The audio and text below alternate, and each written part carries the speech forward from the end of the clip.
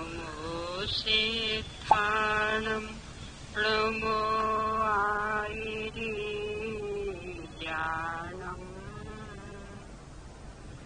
नमो वज्रायाणम्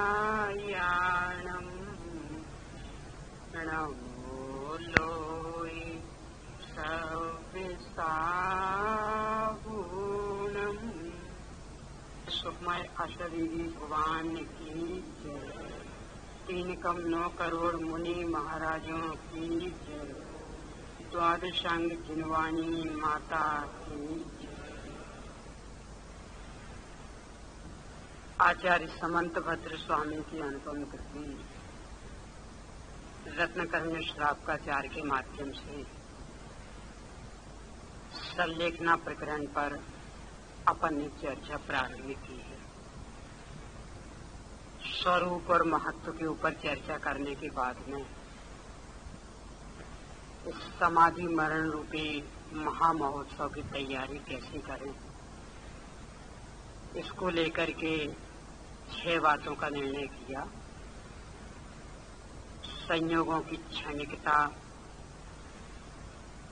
इसके बाद में अशरणता, असारता, शरीर की अशुचिता, रोगों का घरपना और इन सबसे पूर्णतया निरपेक्ष आत्मा की अनादि अनंत शाश्वत सत्ता।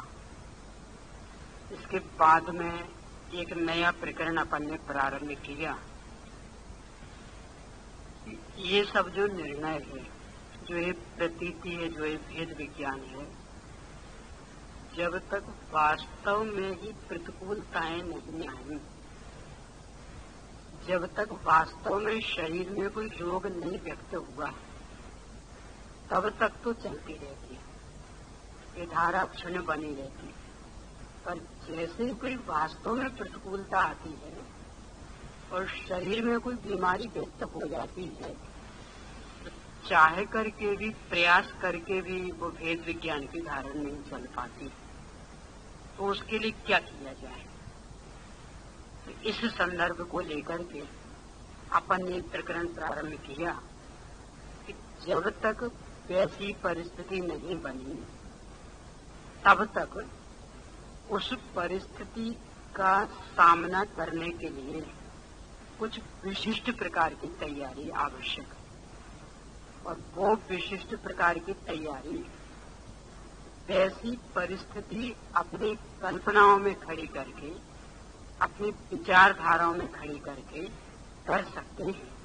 ऐसा उपदेश, ऐसा आदेश आचार्य कुंद स्वामी ने मोक्ष पावड़ में और आचार्य पूज्यपाद स्वामी ने समाधि तंत्र में दिया है। उस बात को ही हृदयंगम करके अपन ने चर्चा प्रारंभ की।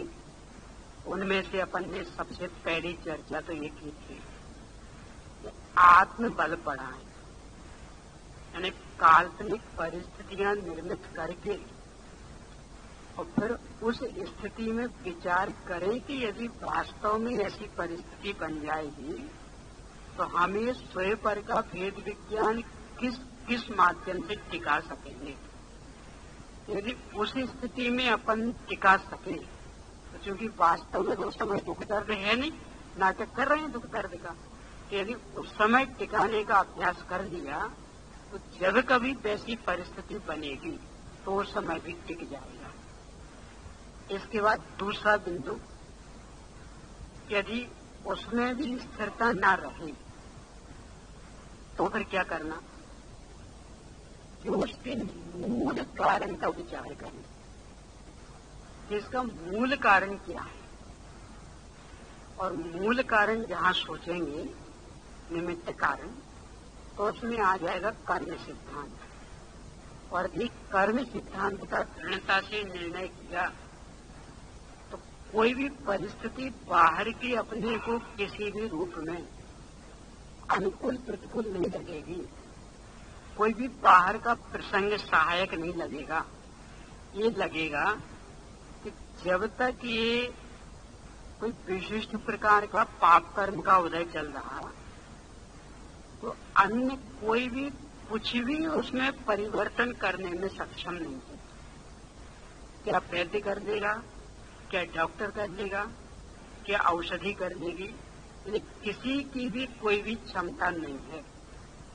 और यदि स्वास्थ्य लाभ होगा तो वो पुण्य के उदय में होगा, और पुण्य का उदय पुण्य बंध पूर्वक होगा। तो पुण्य बंध के जो सर्वोत्कृष्ट निमित्त हैं पंच परमेश्वरी भगवान विद्वाणी माँ, उनके सानिध्य में रहने का परिणाम लगेगा। कल काफी विस्तार से इस पर अपनी चर्चा की थी। यदि पुण्य का उदय नहीं हो तो सामने वाला मदद करने का तीव्रतम भाव रखता हो तो भी कुछ भी ना कर सके। अगर पुण्य की बात बताई थी ना, तो सोने की दीनारें देने को तैयार तो भी नहीं दे पाए। तो सोमा सती की ये तो हार पहनाने की पति को सांप हो गया, तो पति सांप लाए तो नाग लाया था, और यहाँ हार हो गया। यानी सारे के सारे पुण्य पाप के ही खेल हैं। ये सत्य तथ्य यदि अपने को समझ में आ जाए तो जो प्रतिकूलताएं नष्ट करने के लिए अथवा बीमारी आदि नष्ट करने के लिए अन्याय, अनीति, अभक्ष सेवन आदि का सहारा लेकर के पाप में और वृद्धि करते हैं, वो परिणाम अपना नष्ट हो जाएगा। और उसका निमित्त पा करके हो सकता है कि पूर्व पाप कर्म भी संक्रमण हो जाए, तो परिस्थिति भी बदल जाएगी। पर यदि मान लो परिस्थिति नहीं भी बदली तो नए पाप से तो बच जाएंगे ना। ये तो एक लाभ मिलेगा ही मिलेगा। देखो ये जो कह रही ना, ऐसा नहीं समझना कि बस पूरा मन को समझाने के लिए कहा जा रहा। वास्तविक स्थिति है, यदि अपने पुण्य का उदय न हो तो भरपूर सामग्री विद्यमान रहने पर भी कुछ भी काम नहीं आ पाएगी। शायद आप लोगों को घटना याद हो, अपने यहाँ उनको तो पता होगी, मैं तो सुनी है। अपने प्रधानमंत्री थे ना लाल बहादुर शास्त्री, ताशकंद समझौता के लिए ताशकंद गए थे, तो डॉक्टर साथ में हार्ट का, क्योंकि हार्ट का एक ऑपरेशन, तो डॉक्टर साथ में, पूरी दवाइयां साथ में, और उन सबको लेकर के गए थे ताशकंद समझौता करने को।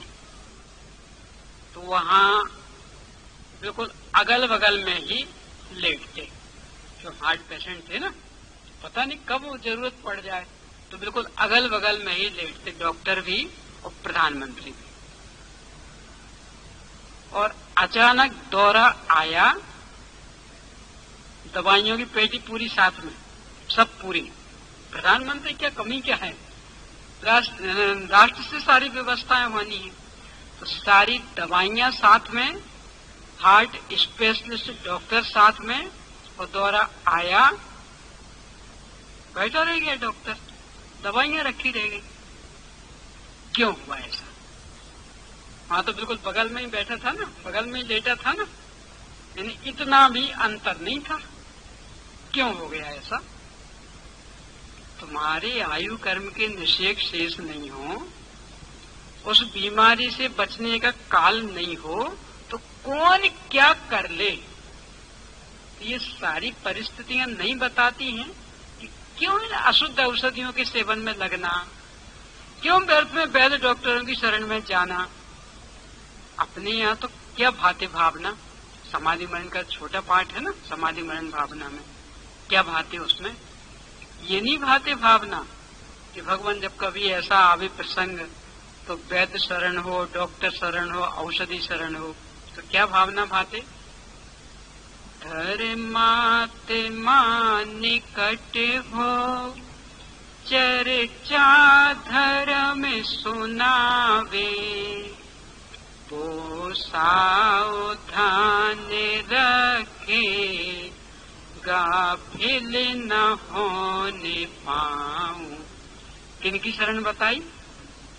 वैद्य शरण नहीं हो, डॉक्टर शरण नहीं हो, यानी कोई बीमारी आ जाए तो किनकी शरण चाहिए हमें? कि धर्मात्मा साधर्मी जीव शरण हो। क्यों? क्योंकि यदि तीव्र वेदना के वशीभूत होकर के डॉक्टर कदाचित याद आ जाए, दवा का भाव यदि कदाचित जग जाए, तो वो सधर्मी संबोधन करे, यदि क्या होने वाला? यदि तुम्हारे पुण्य का उदय नहीं होगा, आयु के निश्चय शेष नहीं होंगे, तो वो डॉक्टर क्या कर लेगा? ये अशुद्ध दवा क्या कर लेगी? आप इसका सेवन करके नई पाप की परंपरा तो बढ़ा सकते हो, अगले भाव के लिए नए पाप का इंतजाम तो कर सकते हो, पर यदि इस समय पुण्य का उदय नहीं है तो ये दवा इस बीमारी को मिटने में रंच मार सक्षम नहीं। तो यदि कभी गाफिल होने का प्रसंग बन जाए तो वो सधर्मी इस तरह से संबोधन देवे और गाफिलता से बचाए। क्या? गाफिल न होने पाऊं, वो सावधान रखें, गाफिल न होने पाऊं कि यदि कदाचित तीव्र वेदना के वशभूत होकर के भाव आ जाए, करे कुछ भी अब सही नहीं जा रही, ले तो आओ दवाई, तो उस समय वो सावधान करेंगे, अरे क्या होने वाला? तुमने तो संकल्प किया था ना, अब इतने से विचलित हो रहे, तो इनकी शरण रहे। चत्तारी शरणम में किन किन की शरण पढ़ते? ऐसा लगता है कि वो सब बस मंदिर के लिए हैं चत्तारी शरण, घर के चत्तारी शरण तो दूसरे हैं। यानी मंदिर के तो अनंत भगवान, सिद्ध भगवान, साधु परमेश जी और केवली भगवान के द्वारा कहा गया धर्म, और घर के बाल बच्चे, डॉक्टर वैद्य, दवाइयां और पैसा, ये 4 शरण है ना। अलग अलग शरण है ना, मंदिर के अलग है, घर के अलग है। कि अरे न मंदिर के वो हैं न घर के हैं। यदि मंदिर में जिनको शरणभूत अपन मान रहे हैं उनकी शरण में जाएंगे तो वे अपने को फंसाएंगे नहीं, वे अपने को धोखे में नहीं डालेंगे, वे अपने को 2 टूक बात बता देंगे कि भैया कोई शरणदायी नहीं है। यदि इस दुख से बचना है तो मात्र एक उपाय है कि स्वरूप लीन रहो, इस परिस्थिति से भेद विज्ञान करो, एकमात्र ये ही उपाय है, दूसरा कुछ नहीं। और यदि इन 4 की शरण छोड़ करके अन्यत्र गए तो वे तो उलझाएंगे, वे तो फंसाएंगे। अच्छी आ गए बेटा शरण में, निकालो लाख रुपए निकालो, अब भी ऑपरेशन किए देते, और ऑपरेशन के नाम पर लाख रुपए ले लेगा। क्या करें साहब, तुम्हारी किस्मत में नहीं हो तो हम क्या करें, फेल हो गया तो हो गया। तो सब तरफ से लूट लेगा और अंतिम क्षण तक ही कहता रहेगा कि नहीं हम तो आपको बचाने का प्रयास कर रहे हैं, बस अभी अच्छे होने ही वाले हो। यानी अंतिम क्षण तक भी सही बात बताने वाला नहीं है कि अब किसी कीमत पर तुम बच नहीं सकते, भगवान का नाम लो। अंतिम क्षण तक पाप में उलझाए रहेगा। तो इतना मात्र अंतर पड़ना है कि पंच परमेष्ठी अपने को गुमराह नहीं करेंगे, वे अपने को फंसाएंगे नहीं, वे धोखे में नहीं डालेंगे, वे सही सीधी बात कह देंगे कि भैया कोई शरण नहीं है, हम भी तुम्हारा कुछ भी करने में सक्षम नहीं है। यदि तुम्हें अपना को सुधार करना है तो एक तो स्वयं का भेद विज्ञान करके स्वरूप लीन हो, नहीं हुआ जाता है तो परिणामों की संक्लिष्टता मेटो, तत्व विचार करके, कर्म का विचार करके, और डॉक्टर लोग इससे भी हटा देंगे तो और पाप में ही यानी संक्लिष्ट परिणामों की वृद्धि में ही कारण बनेंगे। तो अब अपन विचार करने किस ओर जाना। धनंजय कवि ने लिखा बहुत सुंदर कि अपन क्या तो चाह रहे और क्या कर रहे। वे लिखते हैं, एक उनका जो विशाफार स्तोत्र ना उसकी ही कुछ पंक्तियां हैं कि क्या चाहता व्यक्ति और क्या करता। सुखाय दुखानि गुणाय दोषान् धर्माय पापानि समाचरन्ति तैलाय बाला सिकता समूहम् निपीडयन्ते स्फुटमतोदीया। क्या लिख रहे हैं? चाहता क्या है? सुख, और करता क्या है? दुख के काम। दुख के काम करते सब, व्यापार धंधा करना, घर गृहस्थी बसाना। क्यों? सुखी रहेंगे ना। किसके लिए बसाना? घर गृहस्थी बस जाएगी तो सुखी रहेंगे ना। व्यापार धंधा बढ़िया जम जाएगा तो सुखी रहेंगे ना। और होने वाला क्या है इससे? सुखी होना या आकुलता और बढ़नी। यानी अभी अकेला है तो थोड़ी बहुत निराकुलता भोग भी रहा, क्यों भी पंडित जी। और घर गृहस्थी बस गई तो, और बसाता क्यों है? सुखी हो जाएंगे इसलिए। तो चाहता है सुख और काम करता है दुख के। चाहता है गुण प्रकट करना और संगति में रहता है दोष वालों के। गुण आए दोष आनी, हम सदगुणी बन जाएं। तो जो सदगुणी है उनकी संगति में रहो ना। पंच परमेश्वरी सदगुणी है, उनके सानिध्य में रहो। कि उनके सानिध्य में तो रहना नहीं, रहना है इनके सानिध्य में। मोही रागी द्वेषियों के बीच में रहना है और चाहता है कि मैं सदगुणी बन जाऊं। तो गुणाए दोषान, धर्माए पापानी, कि चाहता है धर्म करना और करता है पाप। यानी धर्म के नाम पे भी तीव्र आकुलता, वही भाग दौड़, पूजा में भी भाग दौड़। सब क्या करें? वो पूरी पूजने तो करनी कि नहीं करनी। अब आपके यहाँ इस टाइम पे हाजिर नहीं होंगे तो आप भी कहेंगे, समय पे उपस्थित नहीं होते तो क्या करें? फिर बोलो, अब वो दो पूजने करनी तो दो तो करनी, अब समय नहीं होगा तो जल्दी में करेंगे। चलो, धर्म के नाम पर भी वही भाग दौड़, धर्म के नाम पे भी वही आकुलता। नहीं है समय तो जाप में भी आकुलता। जो भी करता आकुलता आकुलता आकुलता, संकलेश संकलेश संकलेश परिणाम। यानी भाग दौड़ इतनी अधिक कि ये भी विचार करने को तैयार नहीं होता है कि ये काम हम क्यों करने को तैयार हुए, क्यों आए थे मंदिर। आकुलता से बचने के लिए ना। यहां कोई आकुलता, सब ये पाठ पूरा करना, वो पाठ पूरा करना, अभी भक्ता मर्जी रह गया, अभी तत्वाशुद्धि रह गया, अभी आलोचना पाठ पढ़नी रह गई, अभी सामायिक पाठ पढ़ना रह गया। समय तो कम है तो लगाओ फिर जल्दी जल्दी जल्दी जल्दी। एक्सप्रेस छोड़ो, शतावधानी एक्सप्रेस से भी तेज कोई गाड़ी हो ना, राजधानी एक्सप्रेस से भी, तो उससे भी और तेज कोई एक्सप्रेस गाड़ी चलती हो तो उस स्पीड से अपने पाठ बने। तो अरे किस लिए आए थे? आकुलता से बचने के लिए आते हैं और यहाँ और नई आकुलता खड़ी कर लेते हर काम में। यानी बस भाग दौड़ भाग दौड़। तो वे लिखते हैं कि चाहता तो है धर्म करना, वो करता है पाप। धर्माए पापानि समाचरन्ति, कि धर्म के लिए भी पाप का आचरण करता है। संकलित परिणाम की है ना, तो संकलित परिणाम से क्या होगा? पुण्य बनेगा कि पाप बनेगा? पाप बनेगा। वो कर रहे धर्म, चाहे वो पूजा के नाम पे हो, चाहे पाठ के नाम पे हो, चाहे जाप के नाम पे, कुछ भी, चाहे वृषि संयम के नाम पे हो, पर हर एक में वह संकलेश संकलेश संकलेश, भाग दौड़ भाग दौड़ भाग दौड़, इसके अलावा कुछ दिखता नहीं। तो भी कहते हैं कि ये जो ऐसा कर रहा ना ये काम, ये किसके समान कर रहा? कि तैलाय बाला सिकता समूहम निपीडयन्ति। क्या चाहिए है? तेल चाहिए।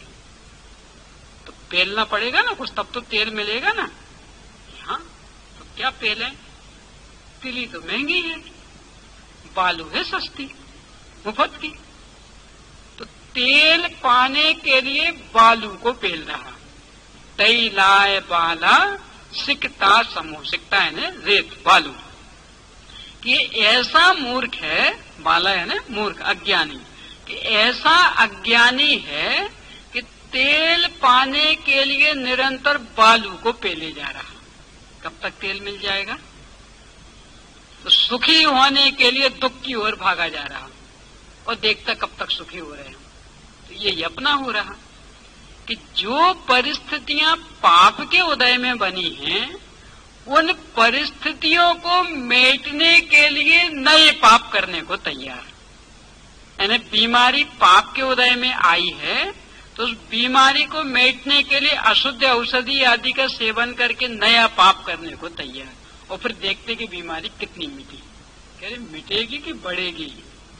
पहले का कोई तीव्र पाप का पुण्य का पड़ा होगा बंध, तो उसका उदय थोड़ा बहुत आए और बीमारी मिटी हुई जैसे दिखे, पर वो तो उतने में क्षीण हो जाने वाला। और वर्तमान जो पाप बांधा उससे आगे न जाने कितने कितने लंबे काल तक भोगना पड़ेगा।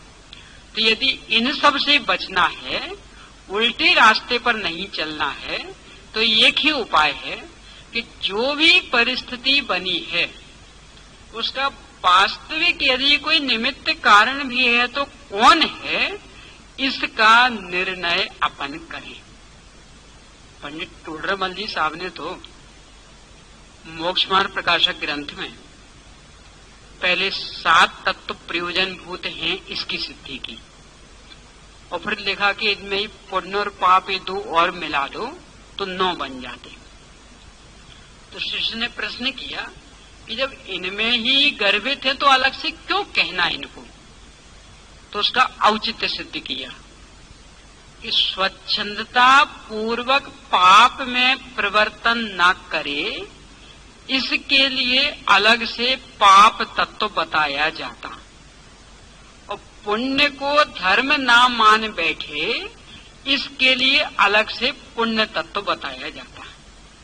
यानी क्या उद्देश्य उसको बताने के पीछे, ये पुण्य को धर्म ना मान ले इसलिए अलग से पुण्य तत्व का निरूपण किया, और पाप में स्वच्छंद प्रवर्तन ना करे इसके लिए अलग से पाप तत्व का निरूपण किया। और अपनी क्या स्थिति, दोनों में ही गलती कर रहे हैं। या तो कुछ भी पुण्य परिणाम के तो धर्म मानने को भी तैयार, और पापों से बचने की तो आवश्यकता ही नहीं, स्वच्छंद परिवर्तन करने को तैयार, चाहे वो धर्म के नाम पे हो चाहे शारीरिक स्वास्थ्य के नाम पे हो। गिनते ही नहीं कि ये भी कोई पाप हो रहा। कोई ये कह दे, कोई वैद्य डॉक्टर कि देखो आपकी जो धार्मिक साधना चल रही ना, और ये बीमारी आ गई, ये दवा खा लो बीमारी मिट जाएगी, पर जिंदगी वो धर्म साधना करनी। ठीक है, यानी ये जो पाप होगा इससे धर्म साधना आगे तो बनेगी कि नहीं बनेगी वो भगवान जाने, पर अभी तत्काल ही तो खंडित हो गई ना। अब आगे प्रायश्चित लेने के लिए स्थिति रहेगी कि नहीं रहेगी इसकी क्या गारंटी, पर अपना चलता आगे धर्म कर लेंगे। इसके लिए व्यवस्थित रहना चाहिए, शरीर शारीरिक स्वास्थ्य टिका के रखना चाहिए, और उसके लिए जो जो भी करना पड़े कर सकते। देखो ये जो बिंदु है ना, बहुत गहराई से विचार करना, कितना कितना कर सकते। कहने में थोड़ा भद्दा लगता है, पर कहे बिना आप समझ भी नहीं सकेंगे, इसलिए कह रही हूं। कोई भी धार्मिक कार्यक्रम हो और शंका हो कि शायद अपन उसमें भाग नहीं ले पाएंगे, तो क्या करना, तो वो गोली आती है ना, तो उनको ले ले तो अपन भाग लेंगे। अब विचार करें कि वो गोली शुद्ध होंगी कि अशुद्ध होंगी, वो हिंसक हैं कि अहिंसक हैं। गहराई से विचार करना। माताएं बहनें बैठी हो ना, आजकल तो आम रिवाज हो गया, कोई भी धार्मिक कार्यक्रम तो उसमें, कहीं तीर्थ यात्रा गए हो तो उसमें, कह रहे तीर्थ यात्रा को गए हैं ना आप, पाप से बचने के लिए गए हैं ना, तो ये कौन सा परिणाम है। यानी जो सहज प्रकृति का नियम है उसके विरुद्ध षड्यंत्र करने का परिणाम ये कौन सा परिणाम है, बोलो ताइए। किसके लिए गए हैं, क्या करने गए हैं। और एक तो मूल में वो षड्यंत्र करने का परिणाम पाप परिणाम, और दूसरे जिस माध्यम से किया वो चीज कैसी है, मर्यादा की तो होगी ना, उसमें कोई गंदी चीज नहीं पड़ी होगी इसकी गारंटी तो होगी ना। तो क्या मिलेगा बोलो, पुण्य मिलेगा कि पाप मिलेगा। पर कर रहे, अपना रहे, देखो आम रिवाज हो गया। अच्छे बड़े बड़े लोग भी मदद सलाह दे देवे, कह रही वो चलती है ना, क्यों परेशान हो रही, खाओ। यानी क्या हो क्या गया अपने को, यानी वास्तव में सारी प्रवृत्तियां तेल निकालने के लिए बालू पेलने जैसी प्रवृत्तियां नहीं हो रही हैं अपनी। धर्म के लिए भी हमें पाप करना है, क्या कमाल कर लोगे। मान लो फिर कार्यक्रम में भाग लेने मिल भी गया तो ऐसे परिणामों की सजा मिलेगी कि उस कार्यक्रम में उपस्थिति का फल मिलेगा। किसका अनुपात ज्यादा होगा बोलो। कि वो जो प्रकृति के विरुद्ध षड्यंत्र किया, यानी प्राकृतिक व्यवस्था को नष्ट करने का प्रयास किया, तो इसका पाप ज्यादा होने वाला, उस अभक्ष भक्षण का पाप ज्यादा होने वाला, और उस उपस्थिति का तो कोई खास फल मिलने वाला नहीं। तो ये धर्म के लिए तेल पाने के लिए रेत पेल रहे, ऐसा गहराई से विचार करना। वो ज्यादा कहना सभा में शोभा नहीं देता है, पर गहराई से विचार करना कि अपन क्या कर रहे, किसके लिए। और ऐसी परिणति यदि चल रही है तो पाएंगे क्या, उससे उपलब्धि क्या होगी। शारीरिक स्वास्थ्य भी उससे बिगड़ता, अभक्ष भक्षण भी हुआ, परिग्रह भी ज्यादा हुआ, क्योंकि फ्री में थोड़ी आती है, तो पैसा भी ज्यादा हुआ। अब पैसा ज्यादा खर्च करना तो उसको कमाने के लिए अन्याय करो, अनीति करो, क्यों, खर्चे हमारे ज्यादा है ना, तो कैसे न कैसे तो पूर्ति करनी। तो सीधे न्याय नीति से पैसा नहीं मिलेगा तो अन्याय नीति करेंगे। यानी क्या क्या कर रहे हो, चाह रहे कि धर्म हो जाए। तो धनंजय कवि कहते हैं कि तो ऐसा ही काम है कि पेले जा रहे हैं रेत और चाह रहे हैं कि अब तेल निकलेगा। अभी एक बार पेला है ना तो नहीं निकला, और पेलो तो निकलेगा। तो क्या करना कि किस कार्य का मूल निमित्त कारण क्या है, पहले इसका गहराई से विचार करना। और ये विचार आ जाएगा यदि, तो बाकी जो अनर्गल प्रवृत्तियां हैं उनसे अपने आप दृष्टि हट जाएगी कि ये मूल कारण है ही नहीं। तो जब ये मूल कारण नहीं है तो इनको अपनाने अथवा हटाने से क्या होने वाला, तो क्यों हम ऐसे अनर्गल प्रयास में लगे। इसलिए ये बिंदु विचारनीय है, इस पर गहराई से विचार करना। अब इसके बाद तीसरा बिंदु, यदि इससे भी समता नहीं रहे तो कि तो विश्व व्यवस्था और वस्तु व्यवस्था का विचार करना, फिर से लौट आना। लोक में भी होता ना, अपने घरों में जैसा होता ना, एक चीज खाते खाते अघा जाते हैं, तो क्या करना। ये तो जानते हैं कि भोजन पेट तो इससे ही भरेगा, पर अब नहीं हो रहा मन खाने का, तो थोड़ा आइटम बदल लो। चीज तो मूल वो ही रहेगी, पर आकार प्रकार बदल लो, उसके बनाने के तरीके बदल लो, तो कुछ टेस्ट बदल जाएगा ना, फिर बाद में उसको खाओगे तो पेट भर जाएगा। तो ऐसे यहाँ है कि मूल तो विषय वही का वही, अब सीधा आपका इसमें नहीं लगे मन तो और टेस्ट बदले देते।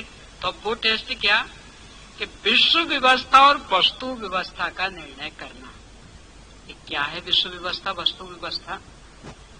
द्रव्य गुण पर्याय का निर्णय करना, चार अभाव का निर्णय करना, षटकार की व्यवस्था का निर्णय करना। तो ख्याल में आएगा कि कौन किसका क्या करे। आकुलता मुझे हुई तो मेरे गुण की विकृत पर्याय है ना, क्यों हो रही?